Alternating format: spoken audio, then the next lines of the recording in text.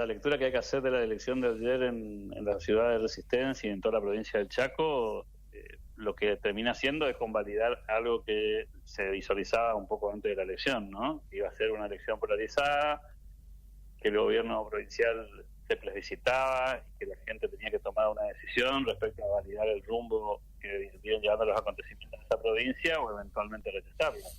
Y la primera conclusión es que evidentemente el gobierno provincial sorteó ese test y consiguió una victoria muy contundente, 12 puntos de distancia respecto al segundo. Es un número suficientemente generoso que deja muy bien parado el gobierno provincial de cara a lo que viene y con las miras puestas ya en el 2027, que es el momento en el que finalmente la sociedad tiene que aprobar o rechazar el desempeño de una gestión de gobierno. Entonces, ese dato me parece el primer dato potente, revelador, y el segundo, por supuesto, es la lectura que hay que hacer de la derrota de Capitanich. Tal cual. Seguro. La política muy importante por la historia que tiene en el Chaco. Fue 3 veces gobernador, fue intendente de la ciudad de Resistencia, fue senador nacional, ha sido jefe de gabinete también en la política nacional, ocupando cargos importantes, y ayer obtuvo un número que no está a la altura de las expectativas propias que tenía ese espacio, y por otro lado, mucho menos a la altura de competir de mano a mano al gobierno provincial. Ahí hay 2 lecturas interesantes que hacer en base a lo que vos decís. La primera es que estamos hablando de una provincia con una tradición peronista histórica, ¿no? No nos olvidemos el nombre que tenía ese territorio nacional cuando todavía no era provincia. Estamos hablando de los orígenes del peronismo y de su vinculación más potente a lo largo de la historia política de esa provincia. En segundo lugar, esta lectura de los legisladores es una lectura que podríamos objetarla, ¿no? Porque con esta misma lógica tampoco ganó Esdero en la elección del 2023, cuando Gustavo Martínez, que era otro candidato peronista, sacaba un porcentaje que también podría sumarlo, si quisiera, al espacio peronista. Sin embargo, esa división significó el triunfo en primera vuelta de Leandro Esdero con el 47% de los votos, superando el piso que le disponía en ese momento la regla constitucional de la mayoría que evitaba la segunda vuelta. Digo, cuando estas divisiones se dan, a veces en el análisis político puede ser un error sumar algebraicamente, porque por alguna razón ese votante no prefirió votar a Capitanich. Seguro. Y quizás si hubiera habido una sola lista peronista, el número no sería la sumatoria de las 2 fuerzas políticas que estamos considerando, ¿no? Quizás hubiera sido menos, porque hay un sector que no se siente representado, evidentemente, por Capitanich, por eso buscó otra opción. El contexto es una provincia que tradicionalmente gana el peronismo, que muy pocas veces en su historia política ha ganado otra fuerza política. Son excepcionales esas circunstancias, y estamos hablando también de la primera vez que un ex gobernador con 3 mandatos se somete a una elección de medio término siendo candidato a diputado provincial. El peronismo chaqueño tiene varias etapas en su historia política, y por eso también hay que mirar eso con el prisma del presente para tratar de entender lo que está pasando en el Chaco, ¿no? Pues siempre en estas elecciones hay que tomar lo contextual, y lo contextual es que vos tenés hoy una elección de jurisdicción, de distrito si querés, y no la podés meter en la misma volteada que lo que va a hacer la elección nacional, que va a tener otro contexto, otro formato, que se va a nacionalizar más el debate. Seguramente Javier Milei va a tomar un protagonismo que no tuvo en las elecciones provinciales. Probablemente el debate y la discusión nacional tenga otras características que no tienen que ver con lo local, y de hecho Corrientes es testigo de esa dinámica, ¿no? Que se vota de una manera en la nacional y se vota de otra manera en las provinciales. Y en ese sentido, lo de Chaco puede tener una elección muy provincial, con características de discusión local. ¿Qué va a hacer la Libertad Avanza acá en Corrientes? ¿Le conviene ir solo? ¿Le conviene aliarse con el gobierno local? Me da la sensación de que estamos frente a una decisión política que se va a tomar en Casa Rosada. Es un partido muy nuevo, la Libertad Avanza, con una dinámica decisoria que no tiene todavía connotaciones federales. Es decir, que todavía está centralizada la toma de decisiones y la estrategia sobre todo. Pero bueno, veremos cómo se desarrollan los acontecimientos en las próximas semanas. Creo que en las próximas 2 o 3 semanas vamos a tener definiciones más gruesas y quizás algunas señales. Tal vez inclusive tengamos fecha electoral más disipada y eso también acelere los procesos de decisión. Hoy eso todavía no está arriba de la mesa. ¿Qué tan importante es la visita o la imagen de Gustavo Valdés anoche en la celebración del gobernador del Chaco?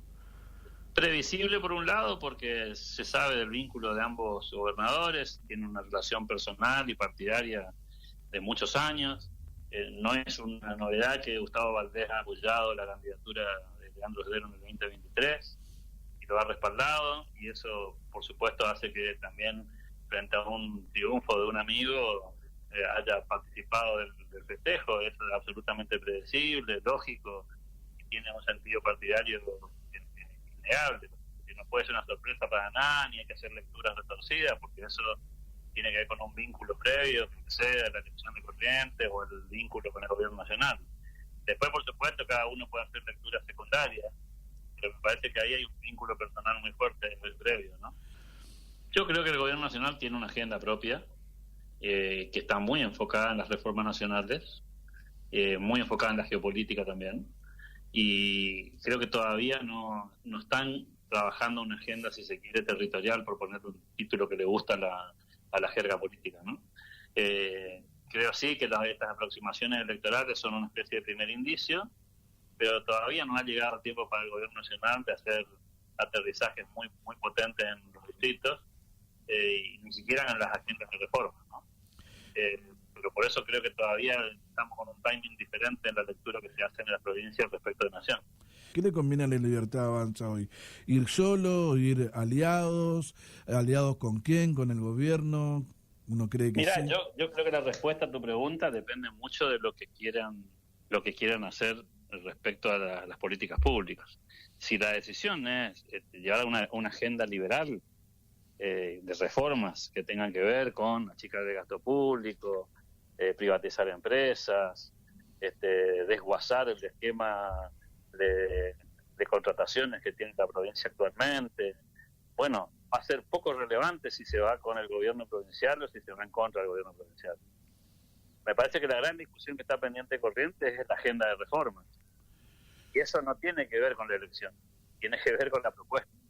Y lamentablemente en Corrientes seguimos discutiendo estas cuestiones que tienen que ver con si el candidato es fulano o mengano, o si la alianza del gobierno es con o sin la Libertad Avanza. Cuando en realidad lo que tendríamos que estar discutiendo es si vamos a mantener el esquema provincial tal cual está, o vamos a ir a una modificación que permita bajar impuestos, generar desarrollo, empleo, una provincia abierta a las fronteras. Bueno, esa no es la discusión lamentablemente hoy. Y yo la primera consideración que me haría si existiera esa llamada telefónica sería esta, ¿no? ¿Hay una agenda liberal para Corrientes? Sería la pregunta. Si la respuesta es sí, es quién es la persona que está en mejores condiciones de llevarla adelante. Ahora, si vamos a discutir lo mismo de siempre, tiene muy poca relevancia quién es el candidato a gobernador o si hay alianza o no hay alianza. ¿La gente está dispuesta, el pueblo correntino, a buscar algo diferente, a dar vuelta a la página, o va a preferir quedarse, si se quiere, en su zona de confort, con los sueldos al día, más allá de que hay algunas cosas en el debe por parte del gobierno que falta mucho todavía y algunas cosas que te pueda gustar o no? Eso depende de la oferta. Para mí eso depende mucho de la oferta. O digo, la respuesta a tu pregunta, ¿la gente está dispuesta a cambiar o no? Depende de si hay alguna oferta de cambio. Porque para poder responder esa pregunta tendría que haber una oferta que sea diferente. Por eso te hacía el planteo recién. Yo no veo ninguna discusión política en Corrientes sobre cambios en las políticas públicas.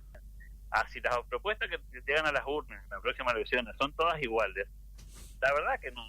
La pregunta de si la gente está dispuesta a cambiar o no es una respuesta en abstracto. Porque si no hay propuestas para cambiar, hay propuestas para seguir. Entonces creo que ese debate lo tenemos que dar en la previa, de si va a haber alguna oferta electoral o varias. El desprendimiento de determinados partidos, sin decir los nombres del gobierno, no te da una expectativa como que va a haber el cambio, aunque no lo dicen. Cuando tenga las propuestas te contesto. Perfecto. Hoy tenemos un parlamento en Corrientes, tenemos una Cámara de Senadores y una Cámara de Diputados. Si hubiera vocación de hacer cambios, tanto en el oficialismo como en la oposición, vos tendrías proyectos de propuestas en la legislatura para tratar. Y que yo sepa, no hay ninguna propuesta de reforma, ni del sistema político, ni del sistema previsional, ni del sistema de salud, ni del sistema educativo. Entonces me da abstracta la discusión, porque en definitiva estamos discutiendo nombres, estructuras políticas, cómo se van a repartir los cargos, y no estamos discutiendo si vamos a reformar Corrientes o no. Ojo, capaz que la idea del correntino es no quiero que nada cambie. Y si es esa la respuesta de los correntinos, que sería absolutamente legítima y válida, bueno, también sería bueno que se transparente esto, ¿no? Que mira, no queremos cambiar nada, ¿sí? O sea, nosotros queremos seguir exactamente como hasta ahora. Bueno, listo, y la gente decidirá si quiere seguir como hasta ahora o quiere escuchar una propuesta distinta.